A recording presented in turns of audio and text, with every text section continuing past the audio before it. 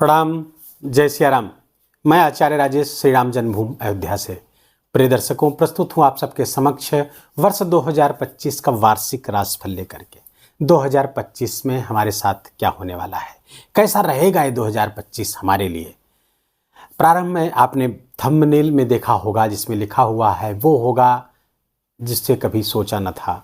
सच में ऐसा ही कुछ होने जा रहा है, लेकिन ये सकारात्मक और नकारात्मक दोनों होगा। कुछ सकारात्मक और सुखद घटनाएं कुछ ऐसी होंगी जिसके बारे में आपने कल्पना न की थी, तो वहीं कुछ नकारात्मक कुछ परेशानियां भी ऐसी आने वाली हैं, आपकी प्रतीक्षा में हैं, जिसकी आपने कल्पना नहीं की थी।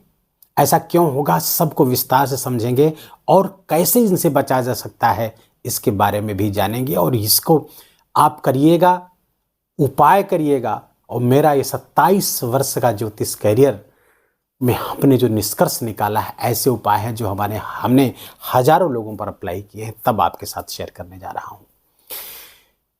वर्ष 2025 को यदि न्यूमरोलॉजी के आधार पर देखें तो 2, 2 और 5 इसको जोड़ेंगे तो 9 अंक आएगा। और 9 अंक के प्रतिनिधि ग्रह है मंगल। मंगल कौन है? मंगल योद्धा है, मंगल युद्धोन्माद है, रक्तपात, लड़ाई झगड़ा, वाद विवाद है। मंगल एजिटेशन है, आंदोलन है। अंतिम 2 अंक जोड़ेंगे 2 और 5 को तो 7 मिलेगा। 7 के प्रतिनिधि ग्रह है केतु, और केतु धर्म का प्रतिनिधि करता है। केतु पताका है, धर्म ध्वजा है केतु। और केतु के साथ जब मंगल संयुक्त होगा तब धर्म में एजिटेशन बढ़ेगा, धार्मिक उन्माद बढ़ेगा।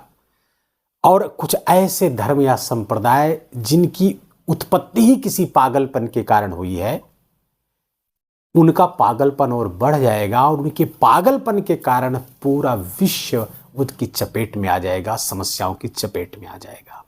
विभिन्न राष्ट्रों के मध्य में युद्धोन्माद की स्थिति पैदा होगी, गृह युद्ध हो जाएंगे, तमाम तरीके के आंदोलन पैदा होंगे, तख्तापलट की घटनाएं होंगी, और कुछ प्राकृतिक आपदाएं, आर्थिक मंदी कई तरीके से हमको परेशान कर सकती हैं। और भविष्य मालिका नामक ग्रंथ में जिन 2 वर्षों का उल्लेख किया है वो 2025 और 26 है, जिसमें समस्याएं हमारी बढ़ने वाली हैं, और उससे हमारा देश भी अछूता नहीं रहने वाला है, हम भी उसकी चपेट में आने वाले हैं।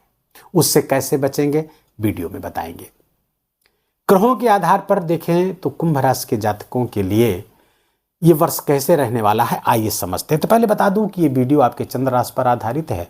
यदि आप अपनी चंद्र राशि नहीं जानते हैं तो अपने प्रचलित नाम के आधार पर इस वीडियो को देखकर लाभ उठा सकते हैं।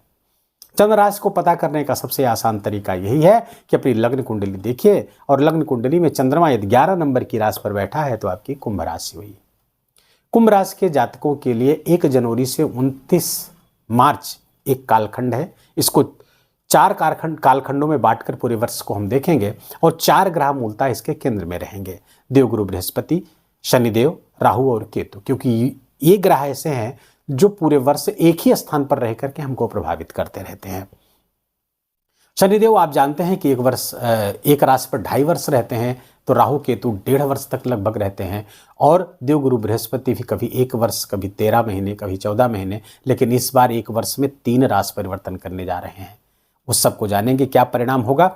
तो कुंभ राशि के जातकों के लिए 1 जनवरी से 29 मार्च तक का समय उनकी मध्य ढैया चल रही है, दूसरा चरण चल रहा है। राशि पर बैठ करके कुंभ राशि के जातकों के लिए शनिदेव शश नामक राजयोग बना करके बैठे हुए हैं, जिनकी कुंडली में शनि अच्छा है, बहुत बुरा नहीं है, नीच का नहीं है, वक्री नहीं है, 2 स्थानों में नहीं बैठा हुआ है। तो ऐसे कुंभ राशि के जातकों के लिए शनि फायदेमंद होता है, क्योंकि यहां पर आकर के वो राजयोग कारक हो जाता है, शश नामक राजयोग बना करके बैठा है। तो 7.5 का जो प्रभाव आपने प्रथम चरण में झेला था वो दूसरे चरण में आकर के न्यून हो गया, कम हो गया, लेकिन फिर भी मानसिक परेशानियां तो बढ़ी रही। मानसिक परेशानियां, कुटुंब में विवाद, परिवार में विवाद, भाई बहनों से विवाद, मानसिक तनाव, दबाव, कार्य क्षेत्र में समस्याएं, आर्थिक दबाव, आर्थिक समस्याएं, ये सब तो कमोबेश मात्रा में मिलता रहा है, और ये 29 मार्च तक मिलता रहेगा। लेकिन अधिकांश मामलों में ये शनि लाभकारी होता है, और 10वीं दृष्टि से यहाँ पर बैठ करके शशि राजयोग बनाते हुए शनि की दृष्टि जब 10वीं दृष्टि आपके करियर के स्थान पर पड़ती है तो कुंभ राशि के जातकों के लिए करियर में उन्नति, ग्रोथ, प्रमोशन आदि, नौकरी आदि की संभावनाओं को लगातार बनाए हुए थे। कब से? 17 जनवरी 2023 से, और अभी 29 मार्च तक बनाए रहेंगे। अच्छे प्रभाव में रहेंगे, बढ़िया पर आपको परिणाम प्राप्त होता रहेगा। 29 मार्च को अंतरिक्ष में एक बड़ी घटना घटने जा रही है। आपके धन स्थान अर्थात मीन राशि पे ठीक 30 वर्ष बाद शनिदेव आ रहे हैं। 29 मार्च को प्रवेश कर जाएंगे। वो आपके राशि स्थान से धन स्थान पर आ जाएंगे। धन स्थान पर शनि देव गुरु बृहस्पति की राशि पर रहेंगे। द्वितीय स्थान पर शनि यदि अपने घर का ना हो, उच्च आदि का ना हो, तो ये समस्याएं पैदा करता है। धन के लिए धन के नाश की स्थिति पैदा करता है। धन नाश का अर्थ है अत्यधिक व्यय से आपका जो संचित कोष है, आपने जो बचा के रखा था धन, उसमें व्यय करा सकते हैं। यहां पर शनि तीसरी दृष्टि से आपके सोसाइटी को देख रहे हैं, मां के स्थान को देख रहे हैं। चतुर्थ स्थान पर शनि का होना, शनि की दृष्टि अच्छी नहीं मानी जाती। अतः माता के स्वास्थ्य में गंभीर समस्या, सामाजिक कार्यों में समस्या, भूमि भवन वाहन के इन्वेस्टमेंट से संबंधित समस्या। पहले से कुछ आपने ले रखा था, बाद में पता चला अरे तो भूमि विवादित है। आपने गाड़ी ली, पता चला वो गाड़ी में तमाम समस्या आ गई या उसका एक्सीडेंट हो गया। भूमि भवन वाहन से संबंधित समस्याएं 29 मार्च के बाद आपके साथ पेश आने वाली हैं। साथ ही समाज में कुछ धोखा छल मित्रों से, अपने जानने वालों से, अपने से आपको प्राप्त होगा। मीन राशि पे राहु और शनि 29 मार्च से 18 मई तक दोनों साथ रहने वाले हैं, क्योंकि राहु वहां स्थान परिवर्तित करके जब 18 मई को यहाँ आएगा। अभी राहु आपके मीन राशि पर है, शनि चले जाएंगे 29 मार्च से। 29 मार्च से 18 मई तक राहु शनि दोनों रहेंगे। तो जहां जहां शनि की दृष्टि जाएगी, राहु की संयुक्त दृष्टि मानी जाएगी। तो चतुर्थ स्थान पर शनि की दृष्टि जाएगी तो 18 मई तक राहु की भी दृष्टि ये मानी जाएगी। यद्यपि तीसरी दृष्टि राहु की होती नहीं, 5वीं होती है, लेकिन ये चूंकि शनि के अंदर वो राहु की ओर जाएगी तो ये चतुर्थ स्थान उससे फोर्जरी, फ्रॉड हो सकता है। भूमि आदि में निवेश कर रहे हैं आप तो उसमें बहुत संभल कर करने की आवश्यकता है। पेपर वगैरह देखकर ही कोई निर्णय ले। आंख मूंद पर किसी पर भरोसा नहीं करना है। आने वाले 2.5 वर्षों में आपको आंख मूंद करके भरोसा नहीं करना है। पूरी जानकारी अपनी जो सामान्य प्रज्ञा के आधार पर जितनी जानकारियां होती हैं उस सारी व्यक्ति से, चाहे आप कोई निवेश कर रहे हो, चाहे भूमि ले रहे हो, या किसी से मित्रता दोस्ती या कुछ भी कर रहे हो, आपको सजग रहना है। कोई कितना भी अपना हो, सजग और सतर्क रहने की आवश्यकता है। शनि की दृष्टि आपके द्वितीय स्थान पर बैठ करके अष्टम स्थान पर पड़ेगी। अष्टम स्थान पर शनि की दृष्टि अच्छी नहीं होगी। घटनाएं, दुर्घटनाएं बढ़ सकती हैं। दुर्घटना हो सकता है, वाहन दुर्घटना का हो सकता है, आकस्मिक घटनाएं कुछ ऐसी हो सकती हैं जो आपको विचलित कर सकती है। लेकिन धन भाव से अष्टम स्थान को देख रहे हैं तो कुछ ऐसी आकस्मिक घटनाएं जो आपके धन को नाश करा दे, धन का नाश करा दे या धन का नुकसान करा दे, दोनों स्थितियां आपके लिए बनी हुई हैं। शनि का ये गोचर आपके राशि से, मतलब अर्थात अंतिम आप जब यहाँ पे 29 मार्च को आएंगे तो आपकी राशि से द्वितीय आएंगे और आपका 7.5 का तृतीय चरण शुरू होगा कुंभ राशि के जातकों का। तृतीय चरण अमूमन अच्छा माना जाता है, लेकिन यहाँ पर धन संबंधी समस्याएं बढ़ाने वाले हैं और आपका अपना बचाया हुआ धन यहाँ पर समस्या कारक हो सकता है। आपकी वाणी से तमाम समस्याएं पैदा होने वाली है। वाणी का प्रयोग बहुत संभाल कर करना है। प्रायः हम देखते हैं, देखिए वाणी से जो हम बोलेंगे वही हमारी डेस्टिनी बनती चली जाती है। इसलिए वाणी का प्रयोग बहुत अच्छा होना चाहिए। अपने प्रति तो बिल्कुल भी बुरा न सोचें, न बुरा बोलें, दूसरों के प्रति भी ना बोलें। लेकिन प्रायः मैं देखता हूं कि लोग कमेंट में आकर के जैसे मन में आए, अरे ये तो फला राशि तो ऐसी है, वो दुख की राशि है, दुख भोगने के लिए पैदा हुई है। विश्वास मानिए, जैसे ही आप बोलते हैं यही आपकी डेस्टिनी बनती चली जाती है, यही आपका भाग्य बनता चला जाता है। वाणी से ही आपका भाग्य बनता है। जो बोलेंगे वही होने लगेगा। ये लॉ ऑफ अट्रैक्शन यहाँ पे काम करता है। इसलिए हमेशा अच्छा बोलें। आप तमाम ऋषि बताते हैं, योगा आदि में बताते हैं, मेडिटेशन के समय आप ऑटो सजेशन में कहें हम बहुत भाग्यवान हैं, हम बहुत सौभाग्यशाली हैं। ये आदि बातें बोली जाती हैं ताकि वो चीज नेचर हमारे लिए इकट्ठा करके हमारे लिए लेकर आए। आनो भद्राकृत वो तो वेद वाक्य है। जैसा अब पूरी सृष्टि से प्रार्थना करते जो हमारे लिए भद्र हो, जो हमारे लिए उपयोगी हो, जो हमारे लिए शुभ हो, वो सब हमें दीजिए, सब हमारे लिए लेकर के आए। तो ऐसी चीज़ें बिल्कुल न बोलें, वाणी का प्रयोग बहुत सावधानी पूर्वक करें, शुभ ही बोलें। अब शनि जब वाणी स्थान पर बैठेगा तो विकार आएगा, वहाँ पर सावधान रहने की आपकी आवश्यकता होगी। राहु भी साथ में रहने वाला है कुछ दिन तक, तो इसलिए बहुत सावधान रहने की आवश्यकता है। अब शनि की जो 10वीं दृष्टि है आपके एकादश भाव को एक्टिवेट करेगी, ये बहुत अच्छी दृष्टि है। क्यों दृष्टि अच्छी की? तो एक तो गुरु का घर है, ये आपका एकादश स्थान। गुरु आपके इनकम के स्वामी हैं, आपके प्रॉफिट के स्वामी है। गुरु आपके तृतीय स्थान, आपके पंचम स्थान पर बैठ करके 7वीं दृष्टि से अपने घर को देखेंगे और शनि भी देखेंगे। तो शनि और गुरु की दृष्टि एकादश स्थान को एक्टिवेट करेगी। अच्छा, आप ये कह सकते हैं कि शनि की दृष्टि कैसे अच्छा हो सकती है? क्योंकि शनि की दृष्टि एकादश स्थान पर पड़ रही है। एकादश स्थान क्या है? लाभ का स्थान है, उपचय स्थान है। उपचय स्थान पर शनि की उपस्थिति है और शनि की दृष्टि फायदेमंद होती है, लाभकारी होती है। तो शनि की इस दृष्टिकोण से लाभकारी हो। अब 10वीं दृष्टि है, कैरियर कारक है, इनकम के स्थान पर पड़ेगी, लाभ के स्थान पर, तो कैरियर से लाभ आपको कराएगी। आपका कैरियर बहुत बढ़िया होगा। आपकी नौकरी, आपके प्रोफेशंस, आपके व्यापार व्यवसाय सबको अच्छा करने वाली होगी। और देवगुरु बृहस्पति की दृष्टि तो है ही है, उसका अपना घर तो है ही है, तो वो वहाँ पे विस्तार देंगे, वहाँ पे लाभ देंगे, प्रमोशन कराएंगे। आपकी बड़ी बड़ी इच्छाएं पूरी होने वाली हैं इसी वर्ष। इन समस्याओं के होते हुए भी जो अभी तक हमने बताई है, बड़ी बड़ी इच्छाएं पूरी, बड़ी शुभ शुभ घटनाएं होने वाली हैं। आपके करियर से संबंधित, प्रोफेशन से संबंधित, व्यापार व्यवसाय से संबंधित, शिक्षा से संबंधित, संतान से संबंधित बड़ी बड़े अच्छे समाचार आपको प्राप्त होने वाले हैं, जिससे मन आपका पुलकित रहेगा। और देवगुरु बृहस्पति की और शनि की जो 10वीं दृष्टि है, उससे आपको विशेष लाभ आपको प्राप्त होने वाला है। अब आते हैं देवगुरु बृहस्पति की।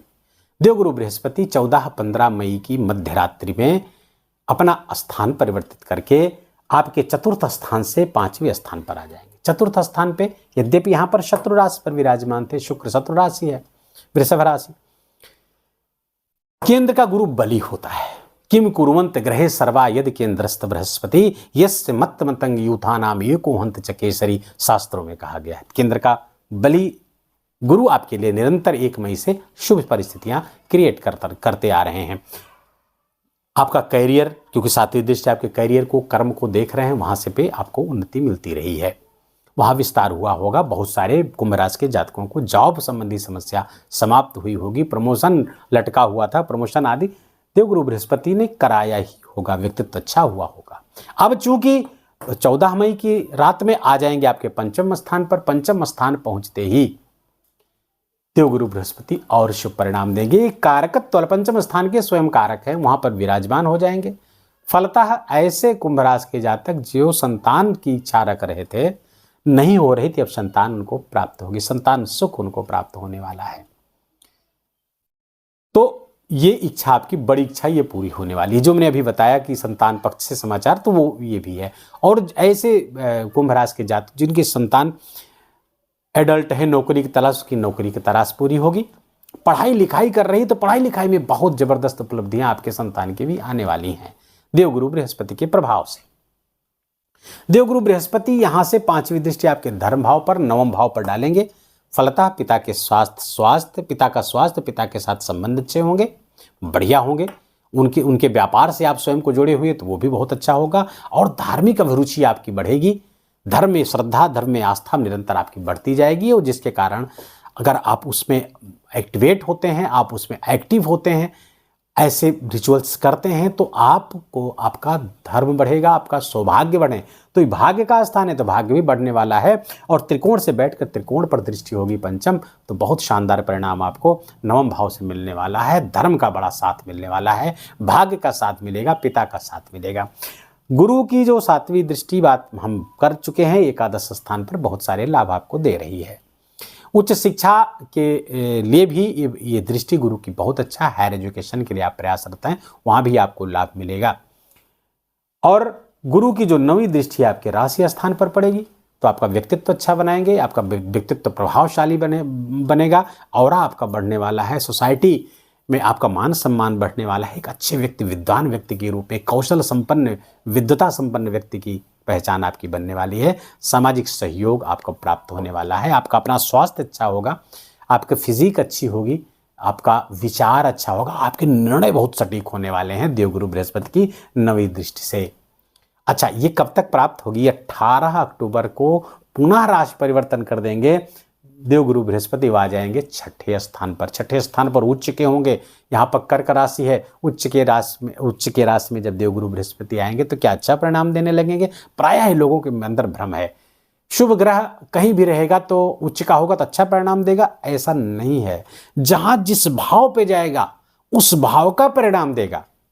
अब यहां पर जब आएंगे तो ये भाव किसका है? रोग ऋण शत्रु का है। और यहां पर जब उच्च का फल देंगे तो रोग ऋण शत्रु को बढ़ा देंगे साहब। रोग भी बढ़ेगा, शत्रु भी बढ़ेंगे, ऋण बढ़ेंगे, आपको लोन लेने की स्थिति आ सकती है, आपके मुकदमे हो सकते हैं, शत्रु आपके बढ़ेंगे, रोग शरीर में बढ़ जाएगा। लीवर संबंधी रोग हो सकता है, पेट संबंधी रोग हो सकता है, और वो रोग गंभीर भी हो सकता है क्योंकि राहु की 5वीं दृष्टि भी इस देवगुरु बृहस्पति पर पड़ सकती है। नहीं पड़ेगी क्योंकि ये स्थान परिवर्तन करके यहां जाएंगे, राहु की दृष्टि से इस समय मुक्त रहेंगे, लेकिन यहां पर रहेगी। पंचम रहेंगे तो राहु की दृष्टि रहेगी, लेकिन छठे स्थान पर राहु की दृष्टि नहीं आएगी। तो यहाँ पर पूर्णतः प्रभाव यहाँ पर स्वास्थ्य का नुकसान करने वाले हैं। कब तक? 18 अक्टूबर से लेकर 5 दिसंबर तक, 50 दिन तक यहाँ रहने वाले हैं।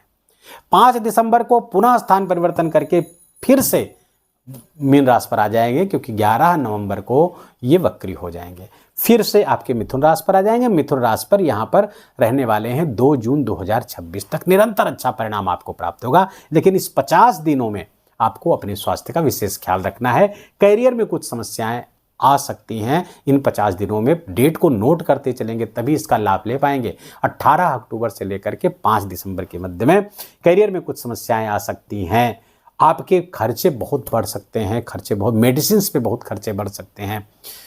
और नौवीं दृष्टि से यहाँ पर 50 दिन में देखेंगे आपके धन भाव को, तो धन का भी नुकसान कराएंगे। चिकित्सा आदि पर, मुकदमेबाजी आदि में निरर्थक व्यय धन का होगा इन 50 दिनों में। जो उपाय बताए जाएं वीडियो के अंत में आप उसको अवश्य करिएगा, ताकि ये दुष्प्रभाव ज़्यादा बड़ा ना हो इन 50 दिनों में। बाकी दिनों में गुरुदेव गुरु बृहस्पति आपको अच्छा प्रभाव दे रहे हैं, लेकिन उपाय निरंतर करते रहने की आवश्यकता रहेगी। अब आते हैं राहु और केतु पर।